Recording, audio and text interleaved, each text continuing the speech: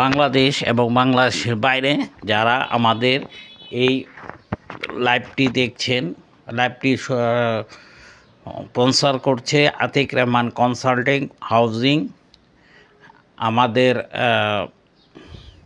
Media partner ইউটিউবে আতিক ইসলাম, এবং আমাদের ফেসবুক ফলো আতিক ইসলাম।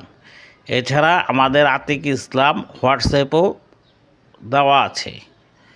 তো দিন যায় দিন আসে, আপনাদের ভালোবাসা এবং ছাত্রছাত্রীদের ভালোবাসা আরেকটি লাইভ আমরা শুরু করছি। যদি আমাদের পেজে কেউ ফলো না হয়ে থাকলে তাহলে আতিক ইসলাম ফলো দিয়ে দিবেন।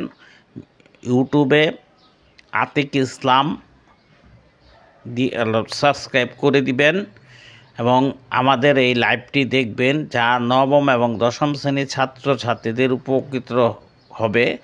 মূলত দেওয়ার উদ্দেশ্য হচ্ছে ক্লাস 10-এর সময়টা খুব কম এবং তারা সময় পাচ্ছে খুব কম রোজার পরে। তা আমরা চেষ্টা করছি যে এই সময়টাকে তাদের যে সময়টা সেটা আমরা কিভাবে কাজে লাগানো যায়। তো যারা অনলাইন, অফলাইন এবং ইউটিউব, ফেসবুকে আমাদের এই লাইভটি দেখছেন, তাদের সকলকে শুভেচ্ছা, স্বাগতম এবং মোবারকবাদ জানিয়ে আজকে আমাদের এই লাইভটি শুরু করছি। এখন আমরা লাইভটিতে প্রথম আমাদের আসে তথ্য প্রযুক্তিতে সাইবার অপরাধ। এখন অপরাধটা কি? আমরা জানি সমাজ এবং আইন বিরোধী কোনো কার্যকর অপরাধ হিসাবে বিবেচিত হয় এবং যেই সব অপরাধ অনলাইনে ইন্টারনেটে ব্যবহার করে সেগুলোকেও সাইবার মানে কি? আমাদের প্রথম জানতে হবে অপরাধটা কি। অপরাধ হচ্ছে যখন আমরা আইন বিরোধী কোনো কাজ করি, সেগুলো হচ্ছে কি অপরাধ। এবং আমরা ইন্টারনেট ব্যবহার করে যে অপরাধগুলোকে করি সেগুলো হচ্ছে সাইবার ক্রাইম বা বাংলাতে বলে সাইবার অপরাধ। তোমরা এখানে দাগ দিতে পারো সাইবার অপরাধ কাকে বলে। সাইবার অপরাধ সংগঠনে কম্পিউটার, ডিজিটাল ডিভাইস, ইন্টারনেট ব্যবহৃত হয়। কখনো কখনো ডিভাইস বা নেটওয়ার্ক নিজেই সাইবার আক্রমণের শিকার হয়ে থাকে। আমরা কিভাবে শিকার হয়ে থাকি এই সম্বন্ধে আজকে আমরা পড়ব। আমরা কীভাবে শিকার হই। Computer, mobile, digital device, laptop, এগুলোর মাধ্যমে আমাদের কী হয়, আমরা আক্রান্ত হই। সাইবার অপরাধে ব্যক্তিগত তথ্য চুরি করে জীবনকে ঝুঁকিপূর্ণ করে। তাই সাইবার অপরাধ বা ডিজিটালের মাধ্যমে ব্যক্তিগত তথ্য নিরাপত্তা এবং নিজেকে মুক্ত রাখার সম্পর্কে আমাদের জানা কি অতীব জরুরি। ডিজিটাল বিভিন্ন ধরনের সাইবার অপরাধ রয়েছে, যার মধ্যে নিরাপত্তা ঝুঁকি তৈরি হয়। কারণ আমি একটা তথ্য রাখলাম, সেই তথ্যটা যদি কেউ জেনে ফেলে সেটা কি আমাদের জন্য খুবই ঝুঁকিপূর্ণ।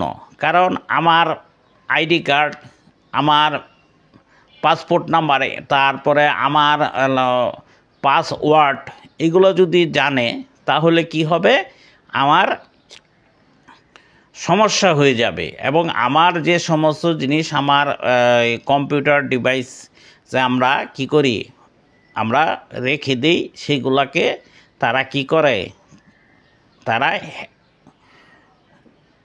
চুরি করে তথ্য তৈরি করে। নিচে আমরা কি জানব? আমরা জানব সাইবার অপরাধ কয়টি। 1, 2, 3, 4, 5টি। তোমাদের প্রশ্ন আসতে পারে সাইবার অপরাধ কয়টি।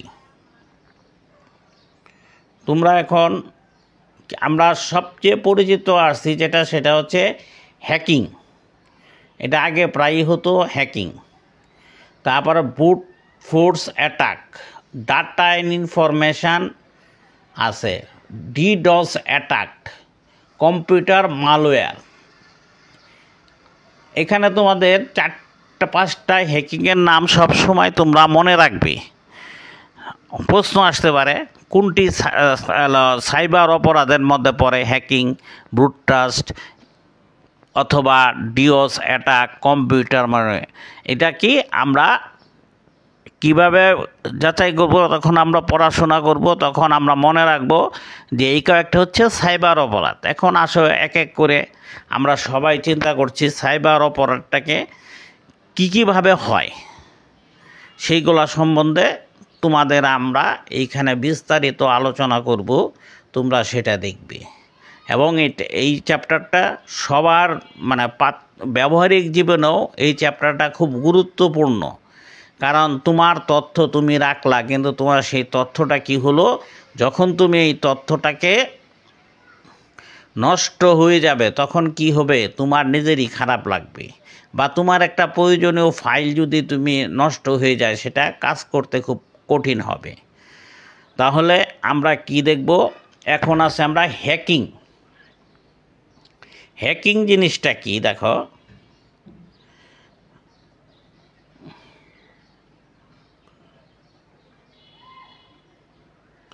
সাধারণত অনুমতি ব্যতীত কোনো ওয়েবসাইট বা কম্পিউটার নেটওয়ার্ক প্রবেশ করে তা ব্যবহার করে পুরো নিয়ন্ত্রণকেই বলা হয় হ্যাকিং। যে হ্যাকিং করে তাকে আমরা কি বলি? হ্যাকার।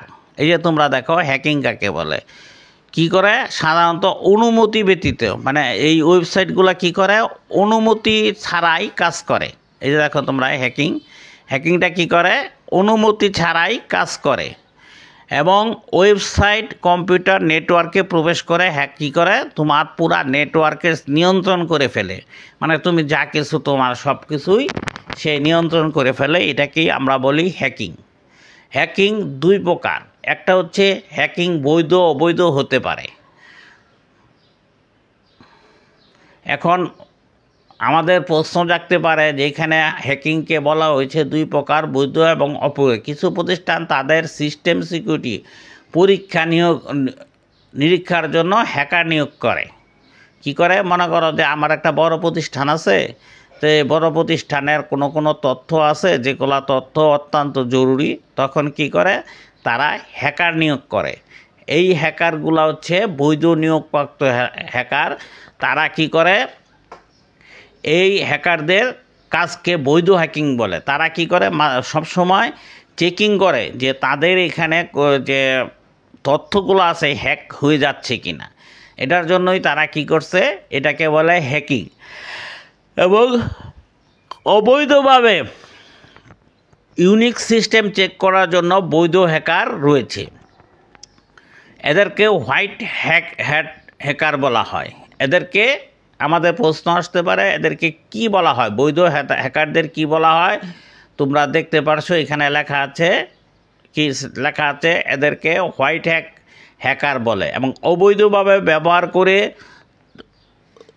যেটা চুরি বা নষ্ট করে এদেরকে সাধারণত এদেরকে কি করে? নষ্ট করে দেয়। তারা অবৈধভাবে এই হ্যাকিং করে, তাদেরকে তারা নষ্ট করে দেয়। অবৈধ হ্যাকার বা হ্যাকাররা ইন্টারনেট নেটওয়ার্কের ব্যবহার করে চুরি অথবা নষ্ট করে। এদের সাধারণত বেশ কিছু যা ব্যবহার করে, এরা কি করে? ইন্টারনেট সিস্টেমের কি করে? দুর্বলতাগুলো খুঁজে ফেলে। ফলে সহজে তারা কি করে? আমাদের সফটওয়্যারকে ক্ষতিগ্রস্ত করে এবং আমাদের তথ্যগুলোকে কি করে? হ্যাকিং করে দেয়। হ্যাকিং অপরাধের প্রবণতা দিন দিন বেড়েছে এবং হ্যাকিংয়ের সাইবার অপরাধ বেশি সময়। হ্যাকাররা অন্যের ইমেল কি করতে পারে? সেগুলা নষ্ট করে এবং এই সার্ভারে এদের অনুমতি প্রবেশ করতে অথবা নেটওয়ার্ক চুরি করে নেয়। বিনা অনুমতিতে কি করে? আমাদের ফাইলটাকে তারা চুরি করে নিয়ে যায়। আচ্ছা, এখন আছো brute force attack. Brute force আগে বাস্তব জীবনে চুর যেমন আমরা কি করি? আমাদের বাসায় যখন চুর ঢুকে তখন আমরা কি করি? চুর কি করে? তার কাছে বিভিন্ন ধরনের চাবি থাকে, সেই চাবি দিয়ে সে কি করে? তালা খোলার জন্য চেষ্টা করে এবং চেষ্টা করে ভিতরে প্রবেশ করতে পারে। সেই রকম এটাকে হলো ব্রুট ফোর্স অ্যাটাক। সেরকম কি করে? যারা ব্রুট ফোর্স অ্যাটাক করে। তারা কি করে, তারা বিভিন্নভাবে চেষ্টা করে একটা সোশ্যাল মিডিয়া, ইমেল অ্যাকাউন্ট, এমনকি ডিজিটাল ডিভাইসেও তারা কি করে, অনুপ্রবেশ করে এবং সফটওয়্যার ব্যবহার করে এগুলো একের পর এক কী করে, তারা অনুমান নির্ভর চেষ্টা করে। মাঝে মাঝে তারা সফল হয়ে ওই ব্যক্তি বা ব্যক্তিগত তথ্য তারা চুরি করে ফেলে। যেমন চোর বিভিন্ন ধরনের চাবি নিয়ে তার কাছে থাকে, সেটা দিয়ে যদি আমার বাসার যদি তালা খুলতে পারে, তাহলে কি সে ভিতরে অবশ্যই চুরি করবে। এবং অনেক সময় সফল হয়, অনেক সময় ব্যর্থ হয়। যখন সে সফল হয় তখন কি করে, সে চুরি করে নিয়ে যায়। এরকম আমাদের যখন অনলাইনে কাজ করি এবং আমরা তথ্য প্রযুক্তিতে কাজ করি, তারা কি করে, বিভিন্নভাবে বিভিন্ন সিস্টেমে তারা কি করে, সেটা খোলার চেষ্টা করে এবং যখন তারা সফল হয় তখন তারা কি করে, ভিতর থেকে সব কিছু নিয়ে এবং তথ্য উলটপালট করে ফেলে। এই ধরনের সাইবার হামলা হলো ব্রুট ফোর্স অ্যাটাক নামে পরিচিত। এই সাইবারকে কি বলা হয়, ব্রুট ফোর্স অ্যাটাক মানে কি, আক্রমণ করা। এমন একটি পদ্ধতি যা কি করে, আক্রমণ কোনো সিস্টেমে অনুমোদিত এক্সেল, পাওয়ার বা অন্যান্য সমস্ত পাসওয়ার্ড এবং এনক্রিপশন কিগুলোর সংমিশ্রণ নিয়ে চেষ্টা করে। এটিকে ট্রায়াল এরর উপর করে সরঞ্জাম দিয়ে ব্যবহার করে। প্রতিটি বিকল্প সফল না হলে শেষ পর্যন্ত তারা চেষ্টা করে এটি প্রতিরোধ করার একমাত্র হচ্ছে শক্তিশালী পাসওয়ার্ড ব্যবহার করা। শক্তিশালী পাসওয়ার্ড যদি তোমরা ব্যবহার না করো, সেই ক্ষেত্রে তোমাদেরকে কি ক্ষতিগ্রস্ত হওয়ার সম্ভাবনা থাকে।